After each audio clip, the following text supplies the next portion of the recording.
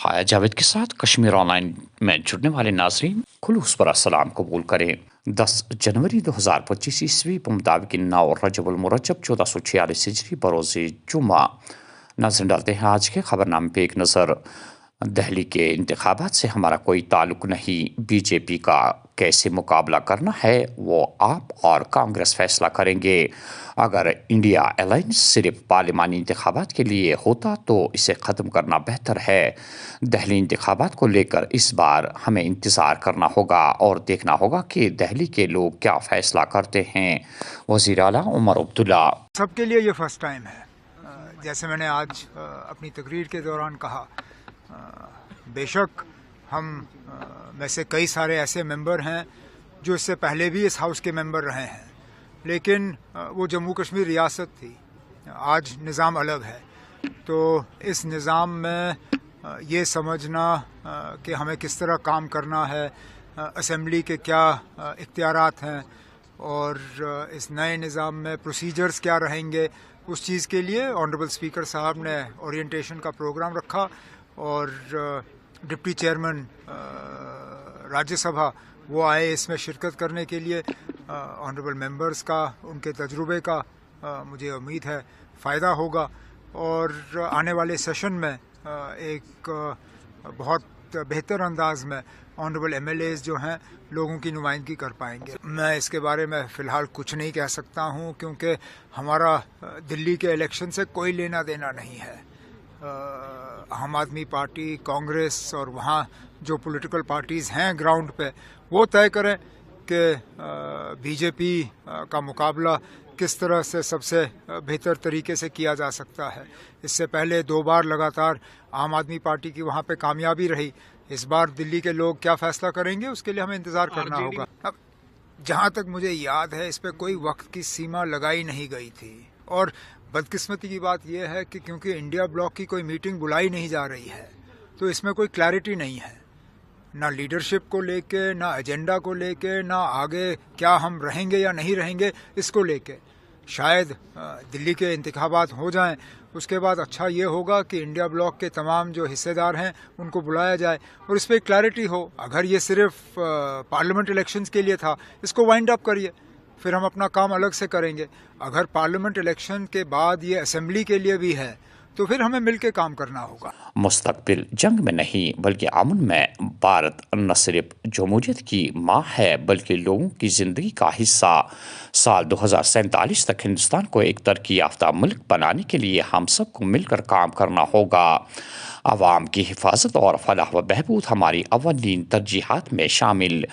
हम हर कोने तक पहुँचने की कोशिश कर रहे हैं। वज़ीर आज़म नरेंद्र मोदी। यौम जमहूरिया। जम्मू में लेफ्टिनेंट गवर्नर मरकजी तकरीब में शिरकत करेंगे। सरकारी ड्यूटी के हिस्से के तौर पर 26 जनवरी की तकरीब और बैटिंग रिट्रीट तकरीब में शिरकत करें। जम्मू कश्मीर हुकूमत की जानिब से अपने अमले को हिदायत। जनरल एडमिनिस्ट्रेटिव डिपार्टमेंट की जानिब से ताज़ा सर्कुलर जारी।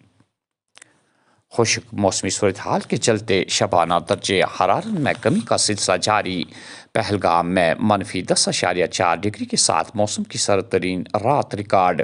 जम्मू में भी शदीद ठंड जारी। 10 जनवरी तक मौसम बुनियादी तौर पर खुश्क और धुंध छाने का इम्कान। 11 जनवरी से बारिशों और बर्फबारी की पेशन गोई। बजट इजलास से कबल जम्मू कश्मीर की 9 मुंतखब मेंबरान असम्बली के लिए 3 रोज़ा तरबियती प्रोग्राम शुरू। नए मेंबरान को पार्लिमानी तरीक़ेकार और आईवान में कारोबार के तर्ज अमल से मुतल्लिक ज़रूरी मालूमात से आरास्ता किया जाएगा। श्रीनगर के मलोरा शाल्टिंग के ख्वाजा बाग इलाके में कल दोपहर 1-2 मंजिला लकड़ी और टीन का रिहायशी शेड पूरी तरह आग की वारदात में खाकिस्तार और एक रिहायशी मकान जुज़वी तौर पर मुतासिर। इलाके के लोगों ने रफ़ीक अहमद भट्ट वल्द अब्दुल अजीज़ भट्ट के कुंबे को फौरी तौर सरकार से माली मावनत की अपील की है क्योंकि चिले कलान में शिद्दत की सर्दी की वजह से खुले आसमान तले ज़िंदगी गुजारने पर मजबूर है। हिंदुस्तानी फ़ौज को एनसीसी के साथ अपनी वाबस्तगी और हिमायत पर बहुत फ़ख्र। کیڈٹس بڑے خواب دیکھیں، کل کے تبدیلی و اختراع کرنے والے اور لیڈر بننے کی کوشش کرے۔ اس عظیم قوم کے نوجوان شہری ہونے کے ناطے آپ ہندوستان کی تبدیلی اور ترقی کی کہانی کا اٹوٹ حصہ ہے۔ فوجی سربراہ: اتحاد صرف انتخابات تک محدود نہیں، ملک کو مضبوط کرنا ہے۔ دفعہ 370 اور 35A نے کشمیر سے زیادہ جموں کے عوام کو تحفظ بخشا تھا۔ فاروق عبداللہ۔ کاکپورہ پلوامہ میں دریائے جہلم سے ریت نکالنے کے دوران 21 سالہ نوجوان لقمہ اجل، آبائی علاقے میں صف ماتم بچھ گئی۔